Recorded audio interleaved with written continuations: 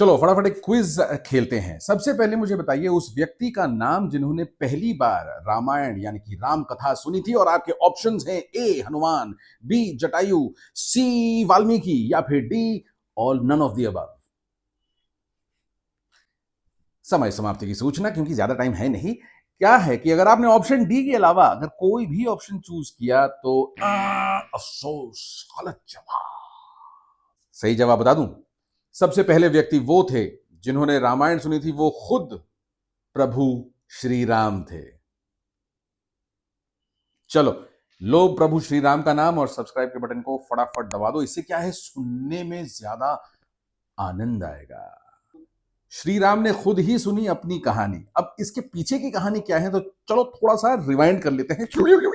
हाँ, तो हुआ कुछ यूं कि अयोध्या में अपने राज्याभिषेक के बाद वो कई साल से राम जो थे अपने सपरिवार वहां पे रह रहे थे और प्रभु श्री राम अपना राज्य चला रहे थे बढ़िया से, बिल्कुल। मगर अयोध्यावासी जो थे उनसे रुका नहीं गया, वापस ची चू बोलना शुरू। यही कि सीता लंका में थी, पर पुरुष के साथ थी, रावण था वहां पे। मतलब नेट नेट कैरेक्टर सर्टिफिकेट दे दिया, मांगा नहीं था मगर दे दिया। अब राम जी जो हैं उनको मर्यादा पुरुषोत्तम कहते हैं। ये मर्यादा शब्द का इतना वजन है, इसी वजन के तले श्री राम, इनका उनका पूरा लाइफ जो है इसी वजन तले चला गया। अब आगे बढ़ाते हैं कहानी को। अब लक्ष्मण जी छोड़कर तो आ गए महर्षि वाल्मीकि के आश्रम में। सीता जी उस वक्त गर्भवती थी, शी वाज प्रेग्नेंट। ये बात सबको पता नहीं थी। वाल्मीकि आश्रम में उन्होंने जन्म दिया दो पुत्रों को, ट्विंस थे, लव और कुश। अब एक और मजे की बात, रामायण एक तो नहीं है ना, वाल्मीकि रामायण के बाद कई सारे वर्जन्स बने। तो एक वर्जन ये भी है कि सीता जी ने एक पुत्र को जन्म दिया था, लव, मगर महर्षि वाल्मीकि ने दूसरे पुत्र का उन्होंने क्लोनिंग किया था, क्लोनिंग टेक्नोलॉजी, कुशाघास से, इसलिए उसका नाम पड़ा कुश। मगर हम ये सब वर्जन हटा देते हैं, मूल कहानी पे हम फोकस करते हैं। तो दो बेटे, लव और कुश, दोनों ट्विंस और बहुत ही क्यूट से बच्चे। वाल्मीकि जी ने उनको वो सब कुछ सिखाया जो उनको पता था, शस्त्र विद्या, शास्त्र विद्या, म्यूजिक विद्या और धनुर्विद्या। फिर जब बच्चे बड़े हुए, करीबन 12 साल के, उनका जनेयू या उपनयन सेरेमनी हुआ और तब जाके उनकी वेदों की शिक्षा जो है वो पूरी हुई। अब ये 12 साल प्रभु राम ने क्या किया, वो उन्होंने अपना राम राज्य चलाया। अब महाराज राम के मंत्री आके उनको कहते हैं, सर चारों तरफ ना पीआर मतलब पब्लिक रिलेशन जो इमेज जो है ना वो थोड़ा सा डगमग डगमग कर रहा है, कुछ तो करना चाहिए। आप ऐसा क्यों ना करें, आप दूसरी शादी कर लीजिए। राम ने कहा, सॉरी बॉस, ये ऑप्शन तो है ही नहीं, मैं कतई नहीं करूंगा। क्योंकि प्रभु श्री राम थे एकक पत्नी व्रता, यानी कि वन वुमन मैन। मंत्री इस पे बोले, मगर रघुवंश को फिर कैसे चलाएंगे, ये वंश परंपरा आपके बाद कौन प्रभु, हु? राम ने कहा, भाई I don't know, I don't have the answer to everything. तो उन्होंने कहा, सर ऐसा करते हैं, अश्वमेध यज्ञ कर लेते हैं, इससे क्या है, इमेज भी स्ट्रांग होगा, आसपास के राज्य भी सम्मिलित हो जाएंगे। राम ने कहा, ठीक है, ग्रेट आइडिया, करते हैं। तो भाई समारोह तैयार हुई और सब कुछ तामझाम हुआ और एक सफेद अश्व को लाया गया। उस अश्व को छोड़ा गया, जैसे अश्वमेध यज्ञ में जो होता है कि उनको, कि वो जहां जाए उसके पीछे पीछे अयोध्या की चतुरंगिनी सेना चलेगी और अगर कोई अगर उस घोड़े को रोक ले तो युद्ध होगा। और उस युद्ध में सेना का नेतृत्व कर रहे थे शत्रुघ्न, प्रभु राम के जो चार भाई थे उनके कनिष्ठ भ्राता, लिटिल फिंगर, लिटिल ब्रदर।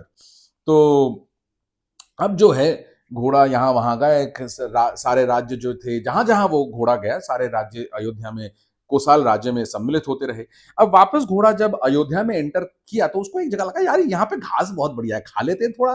वो घास खा जहां रहा था वो था प्रभु यानी कि महर्षि वाल्मीकि का आश्रम। वहां पे ये दोनों बच्चे अपने घूम रहे थे, लव और कुश। अरे कहा, अरे घोड़ा, अरे रुको रुको। घोड़े के सर पे एक प्लैक होता है, यानी कि एक तालिका होती है जो अश्वमेध यज्ञ होता है, जिसपे राजा का नाम लिखा होता है और एक चुनौती। इसमें भी वही था कि भाई छत्रपति राजा श्री राम, ये घोड़ा इनका है, जो इस घोड़े को रोकेगा तो उसके साथ युद्ध करना पड़ेगा। तो उन्होंने कहा, भाई हम तो युद्ध करेंगे। तो भाई अब जो चतुरंगिनी सेना थी उन्होंने बहुत समझाया, थोड़ा सा फास्ट फॉरवर्ड करना पड़ेगा। तो सेना को हरा दिया, सेनापति को हरा दिया, शत्रुघ्न आए, शत्रुघ्न को हरा दिया। यार मुझे एक बात बताओ, एक मिनट पॉज करते हैं। ये पूरे रामायण में शत्रुघ्न का कोई काम नहीं था, एक काम दिया गया, प्रभु राम ने एक काम दिया, वो भी ठीक से नहीं कर पाया है, ये क्या है? खैर छोड़ो। तो लव और कुश ने शत्रुघ्न को खामोश कर दिया। उसके बाद जो है लक्ष्मण आए, भरत आए, सुग्रीव आए, महाबली हनुमान आए, जिनको उन्होंने कैप्चर कर लिया, पाश में बांध लिया। हुआ यूं कि बच्चों ने कहा भी प्रभु राम को आना पड़ेगा। राम को आना पड़ा। तो राम जी आए। राम जी ने कहा देखो मैं तुम्हारे साथ लड़ाई तो नहीं करूंगा, तुम दोनों बड़े अच्छे और सुंदर बालक हो, तुम्हारे वेशभूषा से लगता है कि तुम किसी आश्रम में रहते हो, भाई ये बताओ कि चक्कर क्या है। तो काफी दोनों में डायलॉग होता है और उस वक्त जो है महर्षि वाल्मीकि आते हैं, इंटरवीन करते हैं, मामला को ठंडा किया जाता है, क्योंकि इन दोनों भाइयों ने प्रभु श्री राम को कुछ नुकीले प्रश्न कर दिए थे, जो राम को काफी अटपटा लगा तो था, मगर राम ने राजधर्म क्या ही जवाब दिया था। अपने जवाब और अपने डिसीजन से वो हिले नहीं, वो बिल्कुल उस पर अडिग थे। तब जब सब मामला ठंडा हुआ तो एक इनविटेशन दिया गया कि आप लोग आए राजमहल और आके संगीत सुनाएं। वाल्मीकि जी इन दोनों को लेकर गए, जहां पहली बार ये दो बालक, इस बार धनुष और तुणीर के बिना, उन्होंने वीणा लगा रखा था, वीणा वादन करते हुए उन्होंने पूरे राजमहल में रामायण की गाथा, राम गाथा गा के सुनाया, जो राम ने पहली बार सुना। आपको अगर ये कहानी अच्छी लगी तो लो प्रभु श्री राम का नाम, लाइक बटन दबा दो, सब्सक्राइब बटन को अच्छे से दबा दो और घंटी वाला बटन जरूर दबाना, इससे मेरे आने वाले वीडियोस आप तक जल्दी पहुंचेंगे। नमस्ते, मैं हूं देव और ये है मेरा YouTube channel the Kamdev official, जहां हम करेंगे काफी महत्वपूर्ण बातें। Until next time.